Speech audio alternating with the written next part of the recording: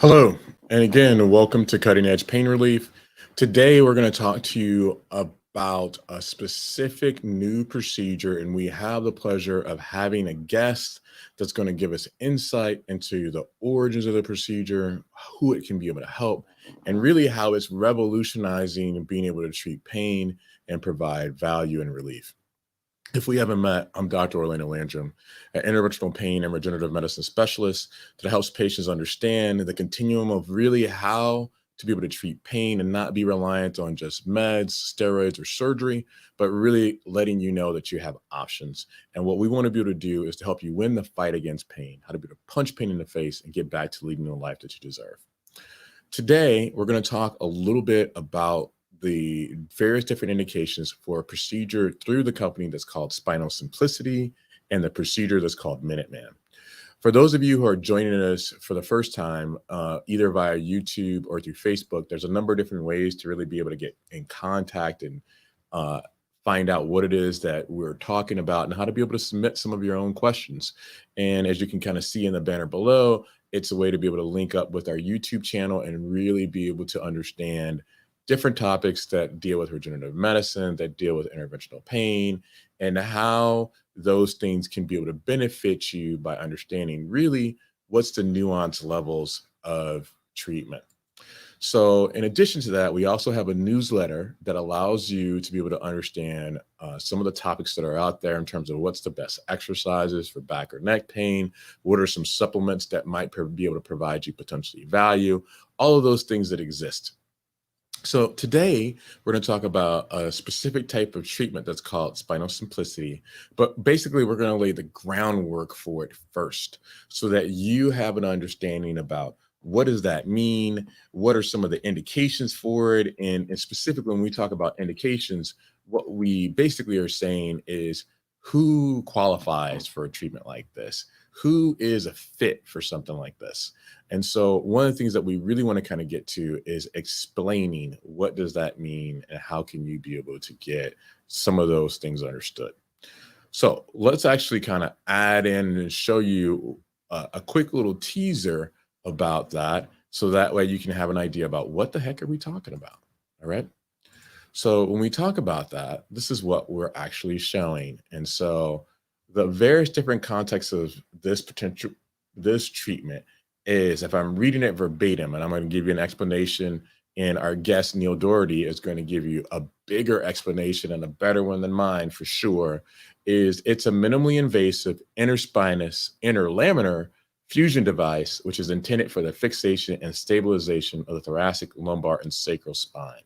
So there's more to that, but let me kind of take a quick jump back in and explain to you what that really means. So when we talk about an interspinous interlaminar fusion, in essence, what we're discussing is a treatment that really is dependent upon the following. So if we were to take a look at this model, we can see a close-up view of the area of the device, right? And so what it does is it exists within the areas of the spinous processes. So what's so unique about this is multiple different things, but basically you're not having to drill into the areas of the bone that we historically would have to do in order to be able to put a fusion in place. In addition, we're also not coming into the muscle that exists right in here, but it's muscle sparing, meaning we approach from the side. So there's a lot of elements that are key in terms of why it provides benefit. But as we get into it, one of the things that we see is that it can provide relief by providing immobilization and stabilization of those segments, but do it in a really revolutionary way. So what you can see right here is the context of four little pink bubbles. And these four pink bubbles are the indications that really exist. One is degenerative disc disease, two is spondylolisthesis, three is trauma, and four is tumor. So this is really going to be the crux of some of the things that we're going to talk about while we're waiting for our guests to be able to join. So that way you have an understanding about what exactly those things mean, because their explanation is actually a little bit convoluted. So when we speak initially about the elements of degenerative disc disease, Most people think when we talk about degenerative disc is that the disc is just crumbling, that it's dissolving into dust, or that the disc itself completely doesn't exist. And quite frankly, that's wrong. So degenerative disc, like many different issues within our body, is on a continuum, meaning it doesn't have to be one discrete point versus another. In essence, what we're talking about is that disc has changes in height and it has changes in morphology or structure that causes a number of different problems. So let's talk about what some of those problems might happen to be. So when we look at degenerative disc, one of the things that we're really trying to assess is actually the functional unit of the spine. So if we were to assess and kind of take a look at the smaller model, we can see that there are vertebral bodies that are in place. We can be able to see that there are discs that are in place. And so when we take a look, we can see that this disc separates it from this vertebral body. And vice versa, it also separates it from the vertebral body above it. But when we turn and we rotate, we can see that there are little holes that exist to the foramina, which are the nerve roots that exit out from that space. And those nerve roots are gravely impinged upon by the context of those discs that exist that are not only space saving, but they're also shock absorbing. And when we have those discs not doing what we really hope for them to do, it can be a whole host of challenges and problems and issues, particularly when we talk about pain, but also with functionality. Degenerative disc disease can cause problems with the facets, and we've spoken about what a facet joint is previously, but it's one of the areas of the spine that basically connects and acts as a joint, and it allows for articulation, meaning that's how you're able to bend and twist and turn. Those articulations are different depending upon whether you're in the lumbar spine, meaning the lower back, the thoracic region, meaning the mid back, and then the cervical region, meaning the neck and the areas that connect up to the head, right? And so those facets have different orientations, different sizes, how they're actually present in space that really are influential in terms of what pain you might feel. So when we talk about facet disease and how it connects to degenerative disc, facet disease normally is going to present with pain that's going to be achy in nature. It's typically worse when you bend, when you twist, when you turn. And it normally is going to give you an issue that is worse with cold weather, with storms, barometric pressure changes. And sometimes it's responsive to things like NSAIDs, so non-steroidal anti-inflammatory medications. So things like naproxen, ibuprofen, Aleve, things of that nature. When we talk about degenerative disc, if it's just the disc alone, what we see is a difference as stated before in terms of disc height. And we have a number of different videos on that. So if you haven't seen them, go to our YouTube channel, Cutting Edge Pain Relief. That'll explain that in a little more depth and detail. But that disc height is interconnected to everything that exists within that spinal functional unit. So the facets have an issue, the ligaments have an issue, components of the cord and how those areas are in terms of alignment and squeeze and narrowing are all impacted by degenerative disc disease. Traditionally, when we think about disc disease, normally what we're thinking about is that there is pain that's associated in predominantly just the axial spine. So not using fancy words, what that really means is that you have pain that's localized to the back and not so much to the limbs. So it's not going to give you as much of an issue in terms of going into your legs or going into your arms, right? So when we look at how it also is exacerbated, it's normally worse when you're in a seated position.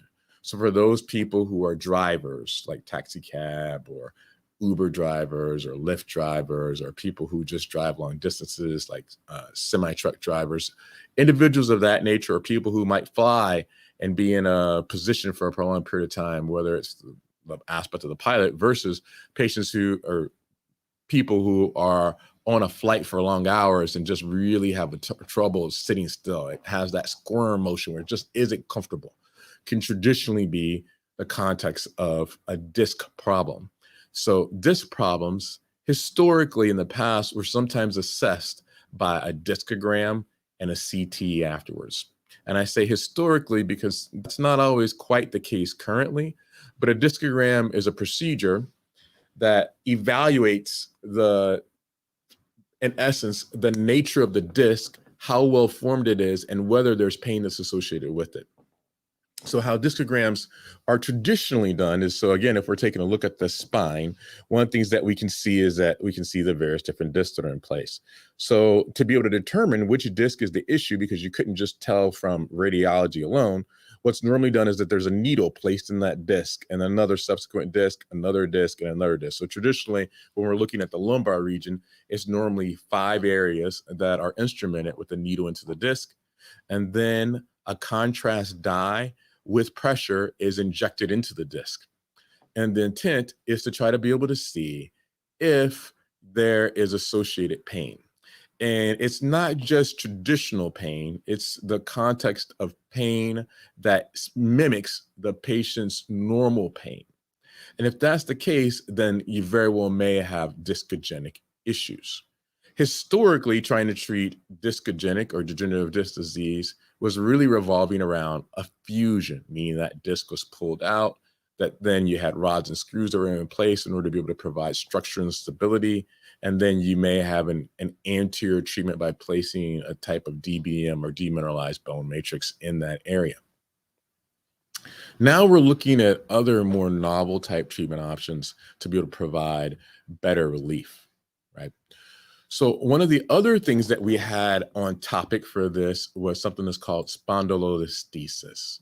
So what exactly is spondylolisthesis besides a big scary word that really just sounds like the most horrible thing ever, right? When you hear spondylolisthesis and your doc comes up to you and says, you have spondylolisthesis, it just sounds like, right? So we just really think about it being some just horrible disease that's just terrible and is going to be one of the worst things ever. So spondylolisthesis, as we kind of give an explanation, actually, if we're looking at the model, we can see if we actually can be able to define something like that. And probably one of the best examples of that is a little bit lower down. So when we take a look, one of the things that we'll see is that we'll have a vertebral body that should align directly over another vertebral body, but we'll have a bit of a shift. And that shift is incredibly important. And why is that shift important? Because it affects multiple different things within the areas of the back.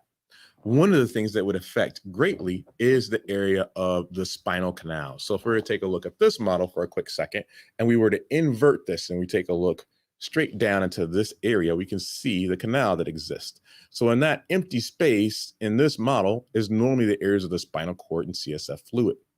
Imagine if we were to take those vertebral bodies that have a hole. So if my hands are kind of that same type of alignment and we were to shift it, we can see that there's a narrowing that takes place. There's a squeeze that is actually much smaller than what we would normally expect.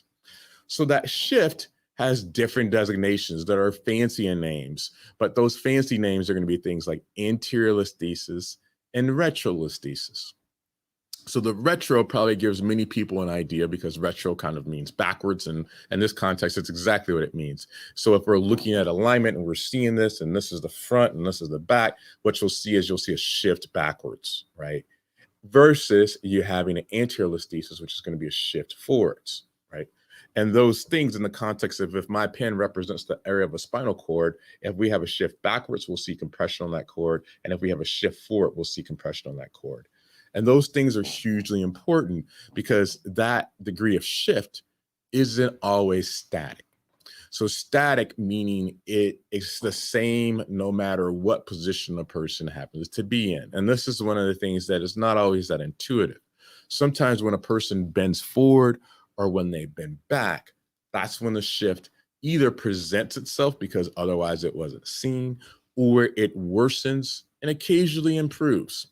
So those dynamic motions are able to be identified with an X-ray that looks at the area of the spine when it's shifted forward and when it's shifted back.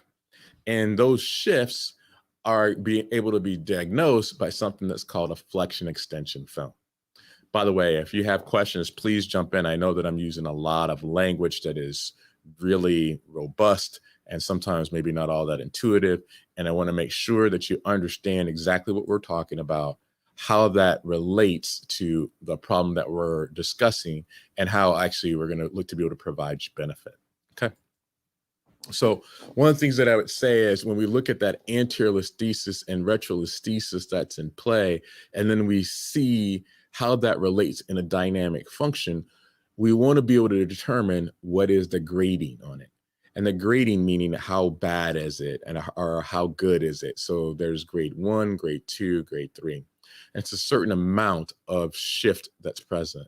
A grade 1 doesn't necessarily mean you need to have a surgical intervention.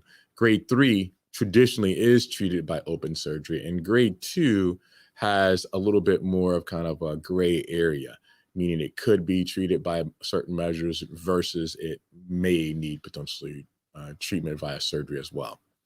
And so when we look at these things like degenerative disc and spondylolisthesis, it's hugely impactful to more patients than what is initially realized. When we normally talk about pain, we talk about pain that is really revolving around the context of disc bulges or sometimes arthritis in the back. And we assume that those things happen without a real understanding about what might be prompting them.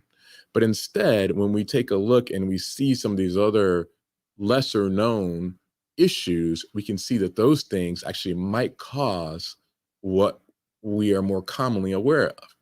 So if we're having changes with that shift, like a spondylolisthesis, that's a grade 1 at rest, and potentially a grade 2 with activity, then we can be able to identify that, oh, this is causing a lot of problems. A reason why you may feel pain when it's cold outside, or you may have symptoms that go down your leg with certain positions, or you may have pain that's worse when you sit. A lot of times when we talk about pain as a whole, we make the assumption that there's only one problem versus there being a multitude of problems. And really what actually is the case is that for most people, there's different buckets. You have maybe a first, a second, and a third bucket. And the level of severity can vary depending on what that bucket that represents a certain type of pain actually happens to be. So if we say, again, we have stenosis in one area, that narrowing that's occurring, versus us having arthritis in another area, versus us having radicular symptomatology in another area.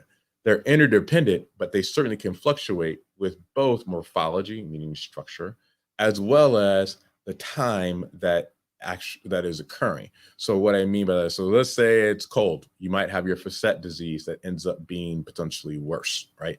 Or let's say that you're in a position that's more static in nature, you may have discogenic pain that's giving you a problem because it's giving you an issue because that disc is being compressed. Or let's say that you are having an issue with a shift when you're bending forward, you're doing some yard work or something along those lines, and you have that listhesis that occurs, the anterior listhesis or spondylolisthesis, that now is causing you that narrowing that gives you a problem where you can't really stand for a prolonged period of time, and you need to sit in order to be able to get some degree of pain relief. Have any of you had any problems like that before? If so, please include that within your questions and let us know that that is indeed the case. So as we talk about spondylolisthesis, one of the things that we really want to be able to identify is how much of a shift, what that means, and how we can be able to evaluate, is this a potential surgical issue, or is there something else that is giving us the problem and issue? So after you have those flexion extension films, one of the things that you might want to do is acquire an MRI of the lumbar spine. And why would you want to do that? Because it can let you be able to see ingrowth of the facet joints, and you can be able to see the ligamentum flavum. And we've spoken about this in brief, but there is a video that's coming out that's talking about ligamentum flavum hypertrophy. And again, I know these are a lot of big fancy words, and I apologize for making it seem fancy when we really want to kind of break it down. But I also want you to be able to have something to kind of take and put a hanger on for your memory to be refreshed about the idea that you had been exposed to. And so we talk about ligamentum flavum hypertrophy. It's a ligament that's meant to be within the spine, right? It exists within the context of the dorsal area of the spine. So normally if we're looking at that hole again, and we're trying to be able to identify that area that's near the top portion of the canal, kind of right where this pen is pointing to, that area has hypertrophy, or meaning growth of the ligament that can cause a squeeze on the cord. And when that occurs, it will give you traditional stenosis type symptoms. So traditional stenosis type symptoms, again, are going to be pain that is worse when you stand.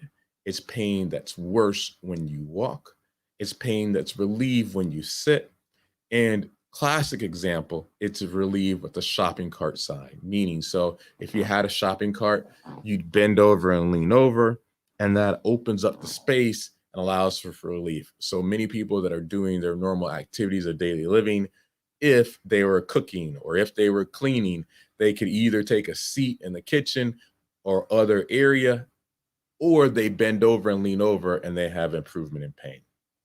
So classic that you'll hear is in the grocery store, where you can just look and see, oh, they probably have stenosis. Oh, they probably have stenosis. I wonder if their stenosis is caused by spondylolisthesis, right? You can see that as you see people kind of walking back and forth and how dependent they might be upon the buggy, if you would, to be able to not only support them, but also allow them to be able to stand and walk for a period of time.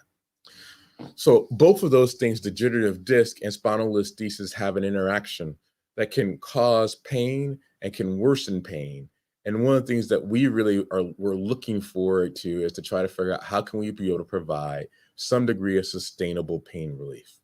And so when we talk about sustainable pain relief, we have to first go to what are some of the non-sustainable treatment options that exist or have existed before in the past. And some of the non-sustainable treatment options have been things like, oh, well, let's try physical therapy in order to be able to give you some improvement. I'm not knocking physical therapy. I think that it can be able to provide value. And the way it provides value is, in particular, being able to provide strength to this paraspinal musculature. So if you can be able to improve some of the muscles that are present within the areas of the multifidus and other erector spinae, that can then provide more structure to the spinous process, to the facet, to the vertebral bodies in question, that's always useful. But it's not always that easy to be able to do. And particularly in a focal area of a problem or issue, to overcome the burden of pain that it typically occurs when you move is sometimes really difficult to do.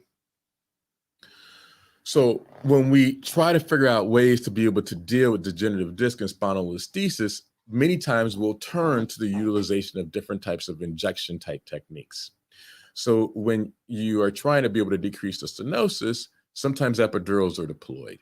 And epidurals can be everything from a transforaminal epidural steroid injection to things like a caudal epidural or even a translaminar. So when you do a transforaminal epidural, we're placing steroid in the anterior aspect of the epidural space, or at least attempting to do so to try to be able to get close to the disc. If we're doing an injection that really revolves around caudal, we're trying to be able to take that medication from the lower sacrum, ideally, and hopefully be able to get spread into the areas of the lumbar region and do it across multiple different joints in a safe and efficacious manner. And then if we're talking about looking at how to be able to do a translaminar, we're placing medication that's close to the areas of the ligamentum flavum, the superior aspect of the epidural space.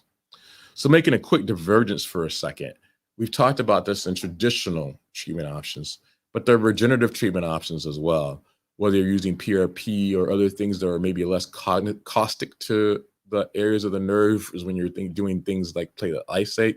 Those injectates can be attempted to try to improve some of this by improving the ligaments that exist in the areas that actually prevent further stenosis, and maybe even be able to improve some of the ligaments that are involved with stenosis.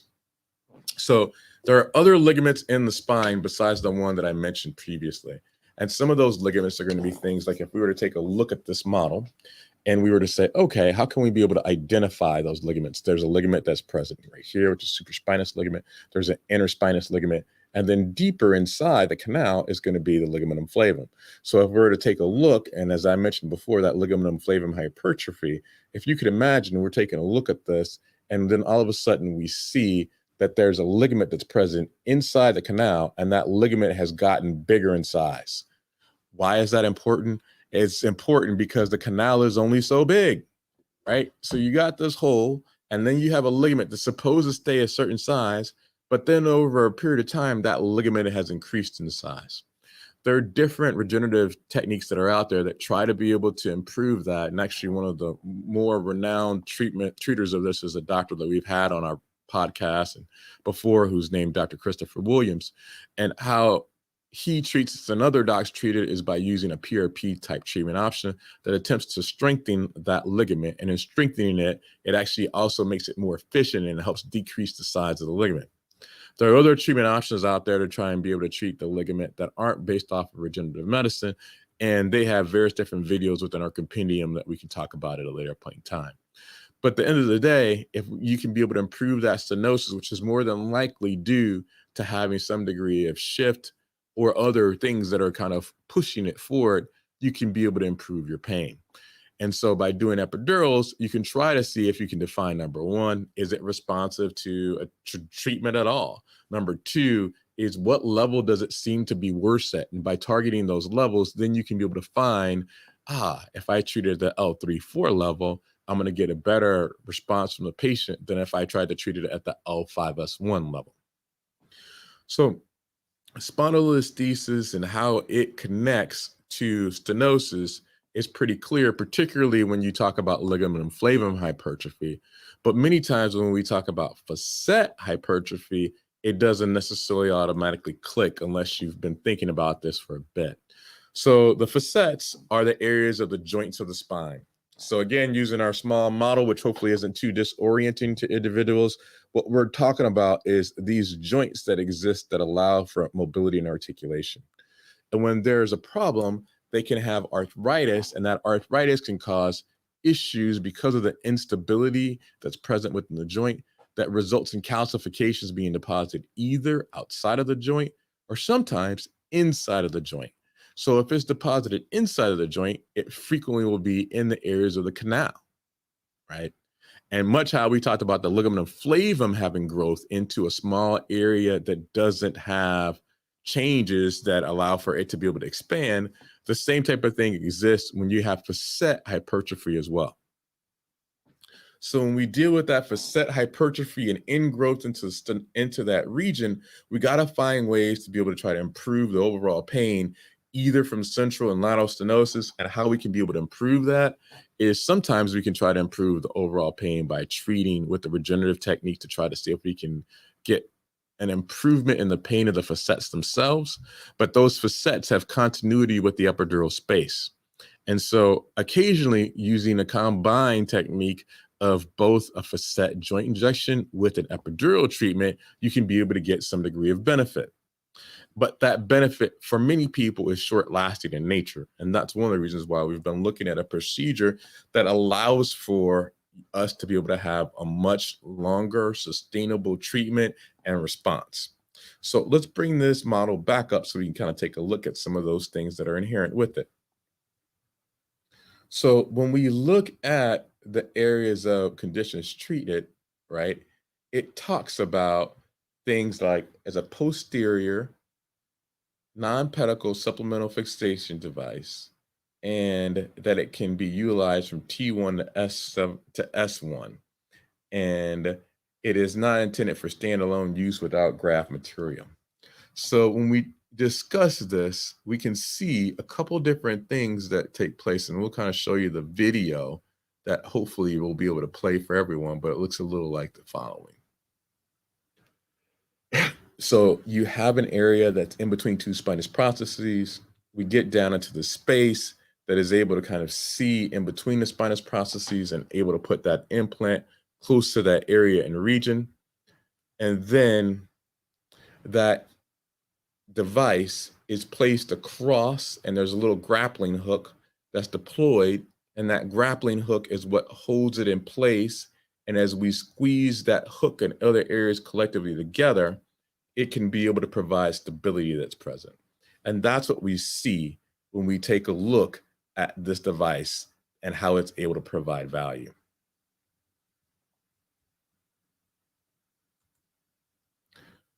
So again, we're going to be joining pretty soon by one of the individuals that's instrumental in terms of how this company got developed, how it got put together, how it helps patients. For one quick second, we're going to take a little bit of a break, and we're going to come back, and then we're going to talk a little bit about pain and how this can be able to improve overall pain and how this might be able to help you.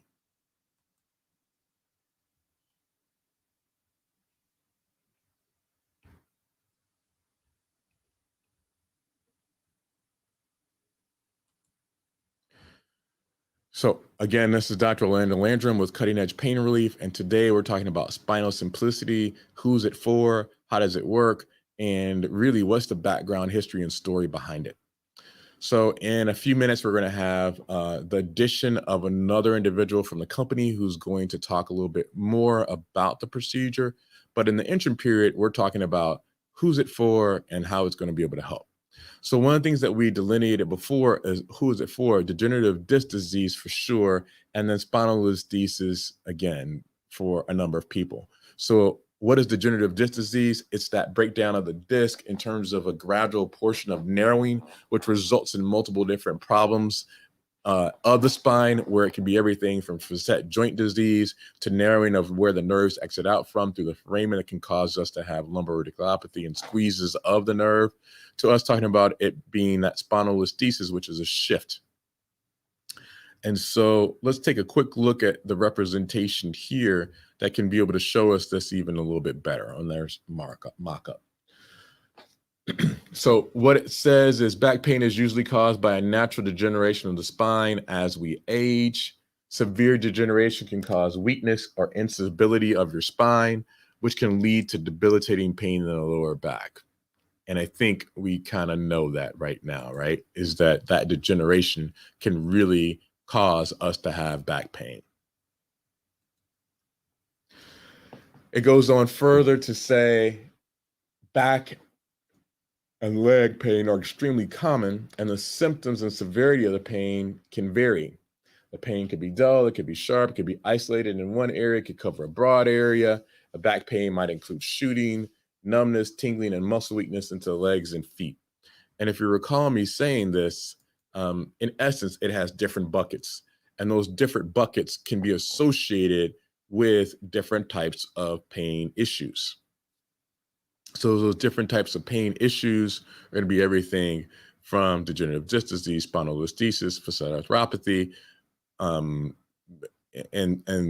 disc bulges with herniations as well as compression of the nerve roots. So all those things can be potential causes of why you can be able to have pain.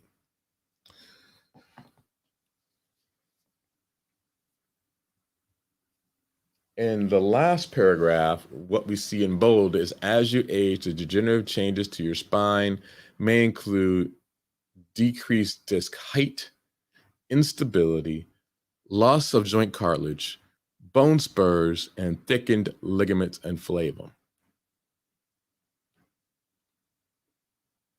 So we've covered a bit of the disc height changes from degenerative disc disease. We covered instability with the changes that are present with spondylolisthesis. We've talked a little bit and briefly about the loss of joint cartilage based off of the facet joint and what happens with that. We haven't spoken extensively, but an inferred understanding is that areas that have bone spurs, are also known as osteophytes, will occur because there's a trauma that's occurring, whether it's a narrowing traditionally of the facets or there are other things that are giving us this problem and issue. And then finally, thickened ligaments and bones. As we talked about,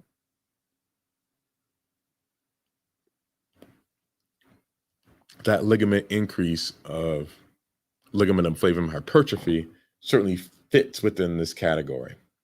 One of the other things that we can see is as it goes into this is the areas of degenerative disc disease with spondylolisthesis having that shift that we talked about before. So these are some of the questions that they list as potentially being important for identifying if this is a treatment option that might be of benefit for you. And one of those are, does your back or leg pain worsen with prolonged standing or walking? As we talked about that previously, it's similar to some of the things like stenosis and other issues that exist. Does your back or leg pain improve while you're sitting? As we mentioned, that sitting can be able to improve that pain relief because of how it affects the degree of compression on the cord. And does leaning forward improve your pain? And as we talked about before, that's kind of that kitchen counter example or that leaning over a shopping cart example, where when one moves forward, it can open up the space by as much as 20%. And that 20% can be all that you need in really terms of how to be able to get an improvement in pain. And then goes on to say, if you answer yes to any of these questions, you might be a candidate. And it's important to talk to your doc about the best way to treat your back pain and or leg pain and decide if minimally invasive spine surgery is the right option for you.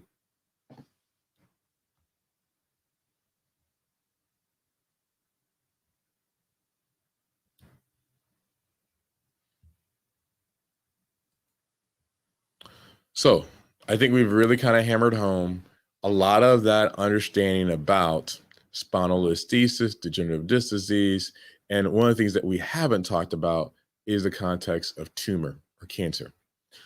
So, as you could probably guess, tumor can certainly invade the areas of the bone. It can invade other areas of the spine. And that tumor piece really can cause stenosis, both centrally as well as foraminally. And so, central stenosis, again, is a stenosis that takes place when you have a problem that invades the area of the canal. So, again, if we were to turn this in an axial orientation and we're trying to take a look straight down that pike, if you have tumor that's present potentially in the vertebral body, right? But that vertebral body then has an expressness within the areas of the canal, you can be able to see that tumor potentially getting into the canal and causing a squeeze. And that squeeze can be stenosis of different variances. But at the end of the day, right now, Minuteman procedure is approved for degenerative disc disease. It's approved for spondylolisthesis, and it's approved for the areas of treatments like we just talked about for problems in pain. So as we're waiting, are there any questions about potential candidacy, who it would work for, who you could potentially be able to utilize something like this? Any questions about the procedure itself and how this procedure can be able to provide value?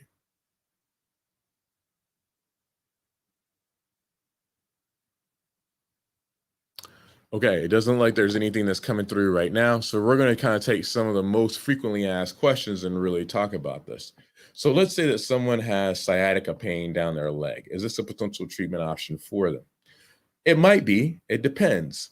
And the reason why I say it depends is it definitely is all about what's the underlying cause for pain down the legs. Most people assume that it's always secondary to a disc bulge.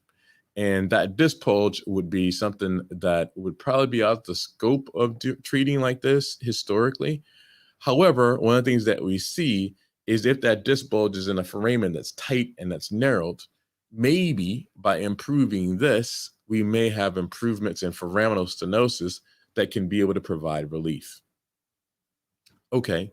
How about an older patient that maybe is in their 80s or 90s that has a problem with being able to walk forward in a straight, erect posture, which frustrates a lot of my patients. They're like, you know what?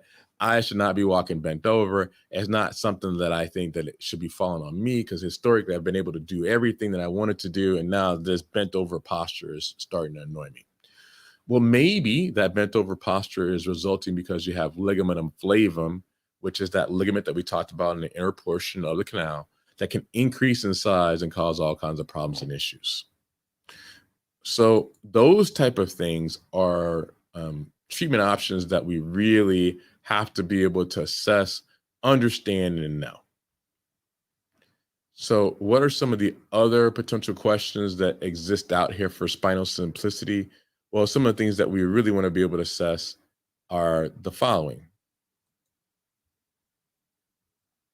One second as we add this back in.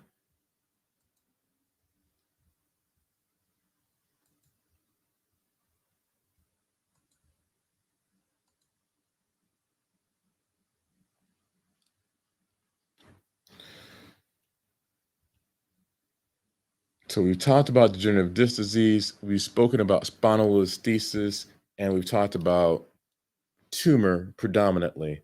And so when we take a look at those things, we can be able to see that you understand how this can be able to provide value with the indications that are in play, how it can be able to provide ability to be able to improve potentially your standing, your walking, and really understanding how this can be able to give you your life back. And that's no exaggeration. What we want to be able to do is to understand you, your problems, your issues, and be able to utilize the limitations that you have currently to be able to improve your quality of life. And by improving your quality of life, hopefully we can then be able to add value to you being able to get out and doing the things that you really want to be able to do. Okay. So when we go further into having more of a discussion about the context of this procedure, we're going to talk to Neil Dougherty, who's going to give us a better understanding about the origins and how this kind of came about and all those type of things.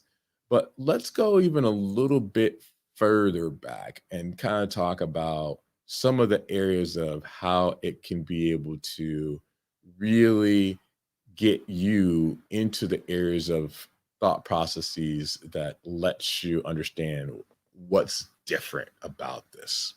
So we're going to talk a little bit, and you may not be able to see this, so I'm going to try to expand this just a bit so that hopefully you can be able to see one of the things that is really the innovative piece. There we go. So if we can see this, what we want to talk about is the minimally invasive lateral approach. So this is what is really unique about this. And so that minimally invasive lateral approach is something that we're going to talk about with Neil, who's actually, I can see in a waiting room and who's going to join us in just a second or so, and is really going to add much more than what I've been able to. But basically that lateral approach is unique to this brand.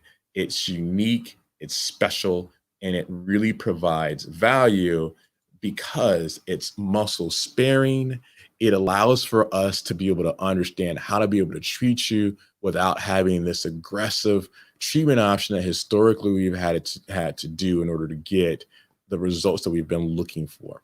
And as we talked about those 4 indications for what spinal simplicity has in this Minuteman procedure, for those things like degenerative disc disease, for that context of being able to look at spondylolisthesis and being able to treat both issues with trauma and tumor, really it's a new novel approach that really cannot be expressed enough as to the value that it's able to lend to patients.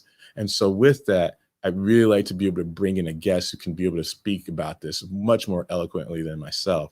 And that's Neil Dougherty. Thank you so much for being able to join us. Hi, Neil. How are you? I'm great. How are you? All right. So we've been talking about this revolutionary procedure, and we've obviously been waiting for a while to be able to have this opportunity. We really thank you so much for your time. I know that you are busy in your schedule, so thank you so much for joining our kind of video podcast and being able to be with us today. Thanks for having me. Doc, I'll just tell you, I'm in my office right now, and I've actually rearranged my office. I was sitting on that side of my office when I got a call from you last winter, and you were like, "Tell me a little bit more about this, Minuteman. What was spinal simplicity? I've been seeing it, and I really want to introduce it to my community." So kudos to you with how far you've gone in researching and doing your diligence here, but also bringing it to your community. Well, thank you so much. I appreciate you being open to even having that conversation with me, because I know you're like, who's this character that's, bugging us? We don't know who this guy is and what he's talking about and how he's kind of jumping into this, but we found it because we want to be able to deliver the best cutting edge relief to patients. And we really wanted to be able to kind of figure out and how to lend to patients what options are out there. And I think sometimes we kind of get focused in sort of this sort of tunnel vision of what we know right now is all that we know. And I think, being able to provide, other elements to patients are huge. But let me kind of just jump straight into it, and I'm going to stop talking, Let's put go. you on the spotlight, and kind of get you explaining everything about this. And so, one of the questions I really wanted to pose is, so can you give us insight into the history of Spinal Simplicity and its two founders? And I'm just going to be quiet and let you kind of jump in and answer all of this for us. Yeah, so that's a great place to start and a great question. I've been involved in medical device industry for a long time now. It's 14 years, and what really caught my eye about Spinal Simplicity was it was the perfect marriage of a physician working with an industry rep, where you have Dr. Harold Hess, a neurosurgeon, and Todd Mosley, our co-founder and CEO. They are working together, physician and industry, to come together and attack a problem that was out there, to provide better service for patients. And growing up, I was kind of more of like a shy kid. My mom to this day still can't believe I'm in sales, right? But I've been able to be part of these companies that truly have a solution that helps people. So I don't really feel like I'm in sales. I just get to benefit from connecting with doctors like you, and that's what Spinal Simplicity has been about. Since I got over to Spinal Simplicity in last August, we have done a lot of different things like you are doing right now with digital outreach, trying to go direct to the patients, and it's really blown up. Todd Mosley, he says, his joke is, Neil, this is like a 12-year overnight success, right? So a lot of people don't understand how challenging it is to bring a technology like this to a commercialization, to your community like that. There's lots of years going through a CE mark over in Europe, more studies, more usage, and an FDA approval over here in the States. And here you are 12 years, and we're finally able to put a plan together to reach more and more cities. The plan is not even always that I guess fancy, if you'd say. Our plan for investing up north was Dr. Landrum made a phone call and said, all right, we have a doctor up there who wants to lead this thing off. And then all of a sudden you have a bunch of doctors that want to get trained and learn a little bit more. And you have patients calling in to doctors who'd never even heard of us before. So it's just a big swell of information. So it's a great time to be at Spinal Simplicity, and it's a great time to help patients with this new technology. Thank you. I'm sure there's got to be so many challenges during that 12 years where it's about persistent and really kind of being able to kind of just sort of take some months, but know that you're trying to really provide value at the end of the day and really change an industry and kind of set it on its ear and be a true disruptor. So to that end, why the focus on a different paradigm by Dr. Hess and Todd Mosley? Like, really, what was the thinking? Because it is unique. It's very unique. You guys are the only one that's doing this lateral approach. And I'm sure just kind of like conceptualizing that was like, people were like, huh? So really, why the focus on a different paradigm? Can you give us some insight about that? Yeah, I think there's some open-mindedness, some honesty, and then there's just overall awareness of where things are headed, right? It was Todd's vision that he was thinking patients are going to be demanding that we do better with less, right? And so to put that in other terms is we want to be anatomy sparing. We want to cause the least amount of damage to fix your problem, right? And we want to get smaller and smaller. We're talking about and even still, we're trying to refine our solution to be even smaller and smaller, but not sacrificing the strength and the stability that we can provide patients. The other part of this is, and this is the part that's near and dear to me, is when you have a surgeon like Dr. Harold Hess, who's seen spine surgery and its capabilities and even some of its shortcomings for years, the traditional spine surgery. When a patient needs spine surgery and particularly a complex spine surgery, they need it, right? And thank goodness for the neurosurgeons in their many years of education and training to be able to provide that. But particularly there's this purgatory in this patient timeline where they're a little bit neglected, where it's like they have some instability and they are symptomatic and it's almost insidious about how it's just getting worse and worse over the years. And our system used to be full of a bunch of great spine surgeons who would say, oh no, probably not bad enough yet till we can do this historically invasive spine approach. But now we have something that's anatomy sparing and it's minimally invasive and it's easier to recover from, and it's just overall just more appealing to a patient. You're like, yeah, let's go for the fix now, instead of waiting until it's you're almost to a point of no return.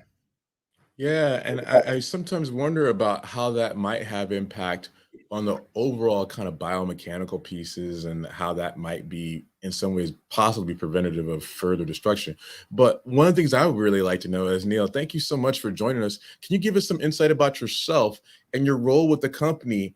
And I know you kind of touched and you dabbled on it, but then you jumped out like, the pool was too cold. What I want to see is like that cannonball all the way in. Tell us all about you and how, you've been really kind of maybe influencing not even a maybe, definitely influencing and changing physician lives and the patients that they serve. Yeah. Oh goodness. Now you're going to get me talking about myself, huh? Well, Yep. I get this question sometimes about like, Neil, you're in medical device sales. How did you get started? Right. And if I'm honest with myself, it was, I was lucky enough to come across some guys who were with Stryker Communications, and I knew just enough about, AV and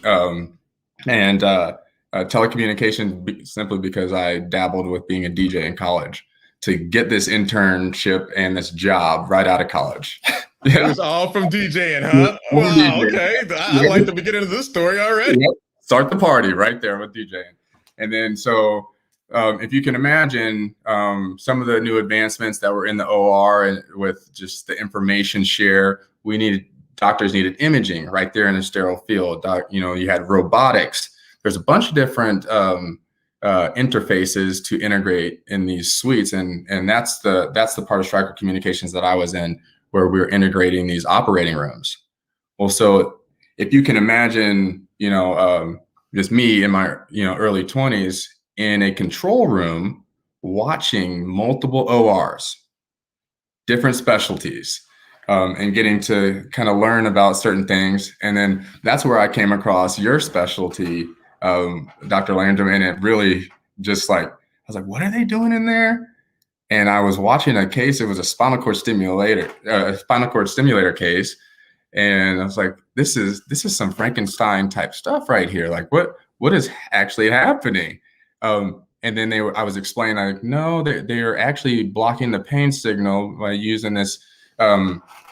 Using electricity, and they're dumbing it down for me as much as possible because I was, so foreign to me. I was like, that is incredible. And they're doing it through needles, and this is minimally invasive. I was like, that is awesome. That's really, really cool. So then fast forward, I pursued a job with Medtronic and moved back to Fort Worth, where I'm from, to Medtronic Neuromodulation. They did spinal cord stimulation and also sold pumps. And when I was there, Doc, I was kind of further educated on spine surgery and the back half of spine surgery, right? Where most of these patients that were getting spinal cord stimulators and pain pumps had a previous spine surgery. And then you just kept seeing it. I was like, man, that's unfortunate. And then I found a company that had a study with Vertiflex, and that sounded pretty appealing, right? It was like, maybe there's something coming around the horizon that's a little bit better for spine surgery. And then, but just to see the sheer amount of people that were getting spine surgery or being refused spine surgery in that purgatory that we were talking about earlier, I was like, I just knew that there was a great need for something better, something more. And I believe that we still have such a runway to keep improving spine surgery. We have a great product now with Minuteman, and it's doing really, really well. But from there, I left Vertiflex and I went to Spinal Simplicity, and a lot of people thought I was crazy for doing it. But it was the same principle was, you know what? We pay, put it this way, Dr. Langdon, you are on, you're live. You and I are live. All of our patients from this day forth are going to be, they're going to have Facebook pages. They're going to be doing this kind of thing. COVID accelerated it, right? Right. And so that they're going to have information. And so they're going to have information. They're going to push industry even further to improve. And that's the side of this I wanted to be on. I don't care if anyone called me crazy in the beginning. It is always going to be a safe bet to go to a place that's going to be, providing just as much or more for a patient while doing less for them, less to them, right? Less is more. And that's it. That's what I'm here. And I think that disruption is so key in terms of being able to provide value. Yeah. So you did kind of give me a little bit of an alley-oop, and I just can't let this one go. Uh-oh. And I get this question all the time. So I really want to kind of get some understanding and what's the juiciness behind it, because I'm sure there's got to be something here. So where does the Minuteman name come from? Can you give us an idea about that? Because we got Spinal Simplicity on the one hand. I'm like, okay, I get it. It's simple, it's fine, it's very efficient, minimally invasive. I get it. And then all of a sudden we got Minuteman. And so there's got to be a backstory to this. Please give us some insight about what this is about. So, given to let you know, I mean, I don't want you to get too excited with this being an alley-oop. What I want to do is I want to kind of let you peek into who our CEO is and our co-founder, Todd Mosley. The Minuteman name is purely a patriotic reference from, paying homage to our earliest servicemen. So it's definitely a historical U.S. reference. And Todd Mosley is very, very proud of it. Our team is very proud to be able to be attached to that, and that be part of us. The Minuteman, they were self-taught. They were, they self-reported. They were ready to go and ready to serve and fight at a minute's notice. And I like to think that is how we serve with our sales force. We are that urgent and passionate about it. Understood. Got it. I mean, there's this population that's really in need, and so just kind of like sort of maybe pander to the crowd. I'm pretty sure many of my patients would say is that there's not a minute to waste for us to try to be able to impact this and impact it in a way that provides something that's sustainable and something that's not going to be detrimental, like continuing on with medications that can be kind of a spiraling issue at times. Right. So how revolutionary and unique is this a lateral approach for a treatment option like this? Are there other companies that are doing this? Because to my knowledge, I don't believe that there are. Maybe you can kind of tell me about how unique this is. So it's just us right now, right? There are lateral approaches for other things, but I think you were talking about just grade 1 spondylolisthesis and segmental instability. That's us. We are going to be able to make a 1-inch incision, and even less than that sometimes when we're going to go through and be able to secure a segment without resecting any of those musculature that historically that had to happen, right? And so it is, like I said, it doesn't feel that much like a sales job. It feels more like an education job, because this is what the patients have been asking for. It is a product that's extremely helpful when put in hands of skillful surgeons like yourself. And then, it's just the testimonial stand. They speak for themselves. So that's our job. You have a great rep over manager up your way, Katie Davis. Our job is just to connect with you and serve you. Okay. Yep. So again, I mean, it's kind of tough being on the same screen with you because you're way more eloquent and more personable than me. But we're going to use that. We're going to use that energy, and we're going to like kind of delve and go further with this. So one of the things that I'm curious about is I sometimes get caught up in the minutia and the nomenclature and try to get fancy, and I'm using lateral approaches and, this and that. And the patients are like, what are you talking about? So can you explain to us what's the benefit of this lateral approach and how it's different from traditional fusion? And as I sometimes have my guest on, I'll tell them, explain it to us like I'm an 8-year-old. So I can understand exactly what it is that you're saying, and I can get it. And I'm like, you know what? I got it now. As opposed to me using my fancy lingo and missing everyone. I'm sure you can hit the nail on the head. So I'm going to step out and let you kind of explain what this really means. Yes. I don't know that I'm more practiced or eloquent in delivery on screen than you are. You're pretty good. But I'll do this. I'll try to break this down as simple as I can, right? With the lateral approach, you can provide this posterior support, back support, and segmental stabilization, right? If you have instability, you have a shift here, we can secure that, right? And in securing that, we are going to do minimal damage to the muscles that are there, right? In the traditional spine surgery, you'd have to resect those muscles. You're going to interrupt the vascular nature of that, that segment and everything that you within your incision as you're resecting. We're not doing that when you have the lateral approach, right? And that's going to be important because particularly these patients that need spine surgery, they're going to already have been dealing with quite a bit of deconditioning, right?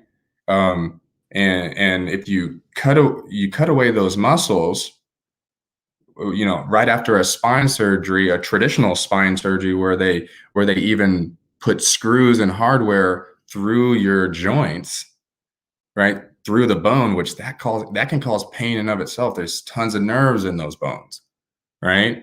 And so, but then once you've actually secured the segment in a traditional spine surgery where there could be some remaining pain there, just by the work that was done, let's say that part was successful, then you're going to go on to physical therapy, and your physical therapist is going to look down and be like, man, we can't get these muscles to fire off. We're probably not going to even be able to get them back to anywhere close to where they used to be because they've been cut, right? And all those muscles back there, they're just so intricate and they're sequencing, and I don't want to be using too big of words here, but those are very important. God intended for those muscles to be there. Our company is going to make sure those muscles stay there, but you also get the segmental security that you're asking for and that you need. Okay. I got a little bit of tough question for you. So I'm not quite like Barbara Walters tough, all right, but to kind of date it, but a little bit of tough, but kind of staying above board. So without mentioning any names, there's a number of different interspinous type treatment options that are out there that are minimally invasive and some extension blockers. Can you clarify for a patient, because I might have patient Z that might come into the office and say, well, I heard about this treatment over here, or I heard about this treatment over here. And what they're going to ask me, and what they probably want to know from this video, is how is this different? Okay. So if you, some of those historical like interspinous like spacers or extension blockers, that's for more of a different indication, and it's got a different mechanism of action. And I'll explain that by saying this. If you put in a piece of metal in the back, in between the spinous processes, right? You're going to put it in between here, and try to hold it up, right? And what ends up happening is you're almost like over time lifting that segment up like a wheelbarrow, right? And so as you're kind of like bracing that segment right there, and that is that can maybe work for a little bit in opening the canal and things like that. What you'd be worried about is if that extension blocker or that spinous process plate there, if it ever moved, right? If you have an extension blocker, it's my joke is like it's like a field goal kicker. You got one job, don't move, right? And so that's kind of like where that technology left off, right? Now with Minuteman, you're gonna come in at the same spot, but because you're going lateral, you're gonna leave that supraspinous ligament and that posterior tension band back there. So I want you to think about not raising a segment like a wheelbarrow, but you're gonna raise a segment equally up, kind of like a seesaw, because you still have that tension band on a side there. So it's gonna be very balanced for you, while also having the feature of locking down the segment and giving you the security that you need, because you can't have that thing moving. If those bones are running on each other and rubbing on each other and crashing on each other, it's just going to be inflammation. It's going to be irritation over and over and over, and bone remodeling. You have to take out the micromotion, and that's what Spinal Simplicity does so successfully. We secure the segment and we spare the ligaments and much of the anatomy back there. Okay. And so this is a question I personally don't know, but I think that you probably do. So when we talk about traditional fusion, one of the things that we have some concerns about is adjacent segment disease. Can you give us an idea about, do we know whether Minuteman has issues with adjacent segment disease at all? And probably, since I have continued to create this faux pas, what exactly is adjacent segment disease, since I didn't define it? All right. Right. So adjacent segment disease, as I know it, is like if you have a fusion, particularly a traditional fusion, and then it's almost like a ticking time bomb, and we are just waiting for that next level that is linked to it, above it or below it, to have some issues. And so, pursuant to your question, Dr. Landrum, is have we seen any indications or linking adjacent segment disease to spinal simplicity?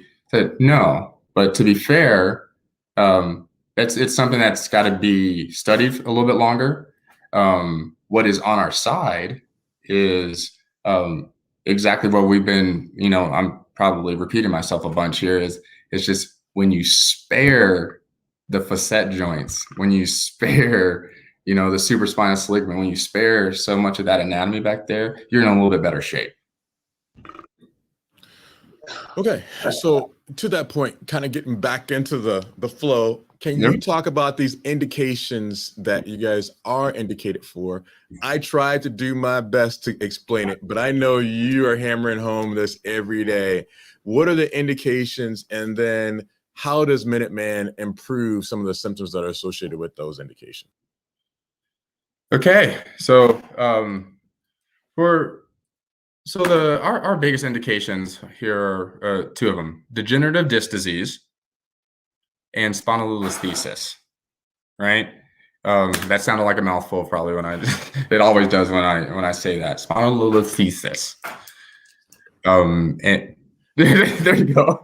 Right. So then, but so degenerative disc disease, honestly, doc, my joke is that there's two things that are required to have degenerative disc disease: Mother Nature, got to be born, and Father Time, got to get old. Right. So, we are all going to have some level of degenerative disc disease. Some of us are going to suffer with the symptoms of it, a little bit more than others. Right. But when we do, we just come to your office and talk to you about it. Well, one thing that you can look at in terms of the application of our product when we're talking about degenerative disc disease is you can look for loss of disc height, right? I remember when I was little, I was like, hey, Dad, why is grandma getting shorter? Like that's what we're talking about. There's, these segments, the disc is drying up, you're getting a little bit shorter. And that's going to cause some problems with potentially the vertebrae slipping, where you may have a disc bulge. You actually may have some issues with the bony structure not being able to protect the neural elements, which that's their job, right? It's one of the first definitions of instability. The bony structures are they able to protect the neural elements? If you're experiencing pain, they're probably not doing their job, and that. So that's what that pain tells us. So the degenerative disc disease, also referred to as DDD, is very broad, right? Where we want to focus our patients and our physicians are the instability portion of DDD. We're not going to talk about disc herniations. We're not going to talk about like some of the sloppy discs. There's other things that you can do, right? You probably talked about that earlier, but some of the easy things that we can look at when we look at our MRIs or even X-rays, we can look for loss of disc height. We can look for a shift, or that spondylolisthesis, right? If it's shifting on each other, it's like, oh, those aren't perfectly aligned anymore, where they're stacked up like this, or maybe one shifted over a little bit. We can help that. The other thing that we look at sometimes is if you see in your MRI, you see some fluid in your facets, right? That's an indication of that there's some movement going on there, that it might be causing some pain. And then also, there's this linkage of facet hypertrophy that's involved as well, right? The reason that these facets are getting gnarly and bigger and remodeling and hooking even is that is giving us all the information that we need that says, whoa, this segment is in trouble. Your bone and isn't that crazy, Doc? I know you've seen so many MRIs, but like that the human body will try to correct itself like that. And so you have this evidence there that's like, wow, in the past, we wouldn't necessarily open this back up and help that segment this early on, even though the patient has symptomatic, because it doesn't look that bad. But now we have something that's so easy. I shouldn't use the E word, so simple, pursuant to our namesake, so simple, that we can help our patients and get them back to their lives very quickly. Okay, and so to that end, can you give us an instance when a patient has touched your heart because of the type of influence a collaborating physician has been able to impact upon them from having done your procedure? Oh my goodness.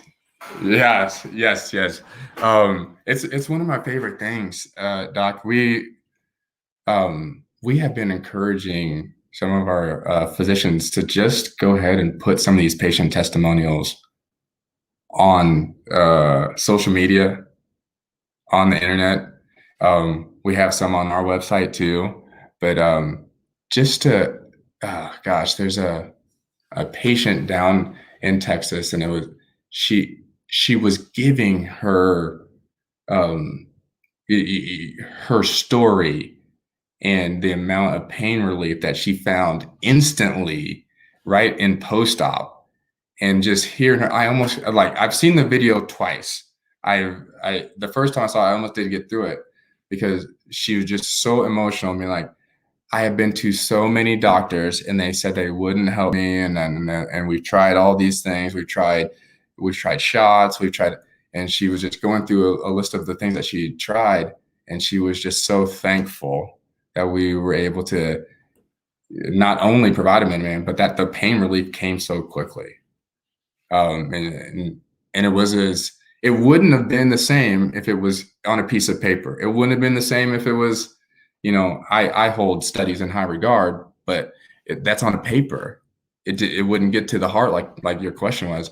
But to have that in a video, and for that patient to be so selfless and vulnerable to share her experience like that is, I mean, it'll get me out of bed and selling and telling this stuff across the nation. That fuels us. So in regards to kind of selling and telling, as you mentioned, to kind of coin that adage, what makes you personally inspired? What makes you feel like, you know what, this is why I look forward to doing this on a daily basis? What's the thing that makes you tick? The thing that makes me tick is I'm I'm a son of a basketball coach. You see my basketball up there. That basketball signed by Wilt Chamberlain. So a big basketball fan. And my dad was a basketball coach in college for years and years and years, right? And I'm getting out of college, and I'm a DJ, and I'm learning about medical stuff, and I'm trying to pay taxes and be part of society. And then fast forward to this new technology and this ability to help people, and then connecting these doctors to the new technology and being part of this. I'm coaching. I'm part of the coaching process, but not only with physicians, some of the smartest people in the world here, but then also new sales reps, new managers, everything. And we're coaching and we're building teams. That there's a belongingness there that is just it's very powerful. But then there's also the connection there from me to my late father, who just all the feels. Yeah. If you could have a billboard with anything on it, what would it be and why? Oh my goodness, with the questions. I can have a billboard with anything on it. Right now, with what I'm focused on, it's just with Spinal Simplicity, it's help doctors help people.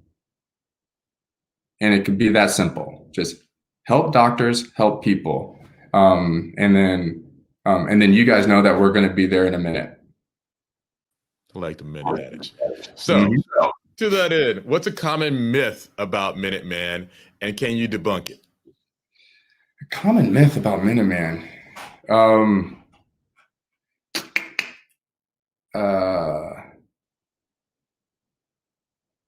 That it's hard to learn, and that it is too much of for interventional pain physicians to handle.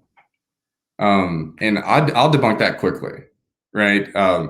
This procedure is fluoro guided, and I don't know who deals with fluoro more than interventional pain. You know that.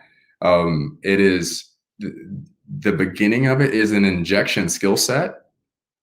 From your cases, how important that first initial setup step is, and who better to say, "Hey doc, take this needle and hit that spot," than interventional pain, someone with your skill set and training. And then right after that, it's just kind of like a tunneling task of just hand discipline that is pretty simple. with and it just kind of follows that guide wire that you've injected laterally. And so I'm almost to the place where I'll just boldly argue that this was tailor made for interventional pain. It fits your religion in terms of it being minimally invasive and and able to be done in an outpatient setting. So I think we debunked that very quickly. However, I understand where it came from. I understand where the myth came from. Historically, stabilizing segments and fusions, that was only from spine surgeons. If you could step into my shoes and ask you any question that I missed, what question would it be? I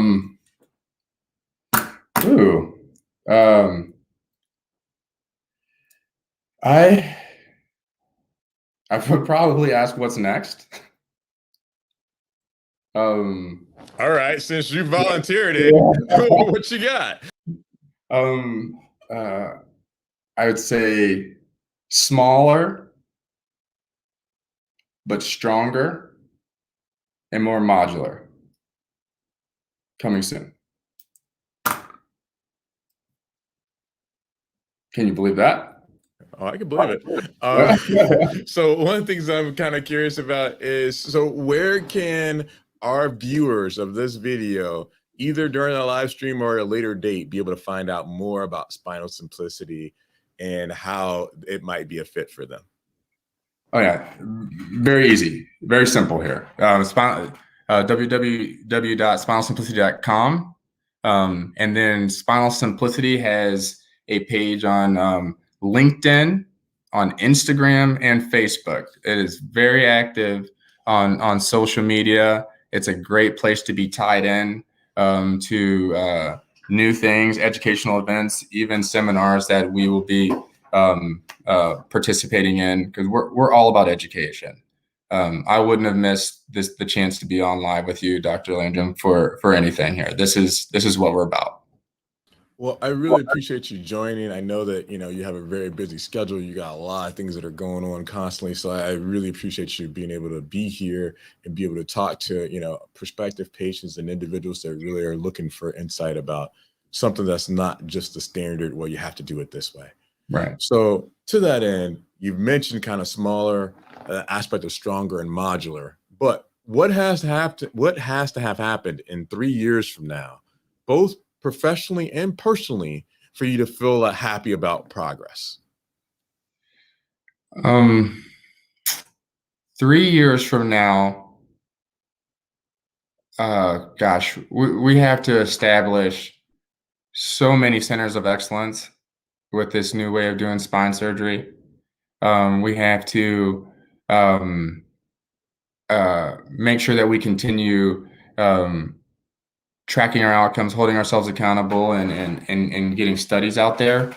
But the biggest thing, Dr. Landrum, is access. The doctors like you who call up and say, we need this in my community, the Minutemen we have to show up. We have to be ready. We have to have the inventory. We have to have the educational program to get it to you quickly. So I nationwide access, 3 years. Okay. Well, Neil, again, thank you so much for joining us. We really appreciate your time. Appreciate you answering some of the difficult questions that I was pitching across the plate.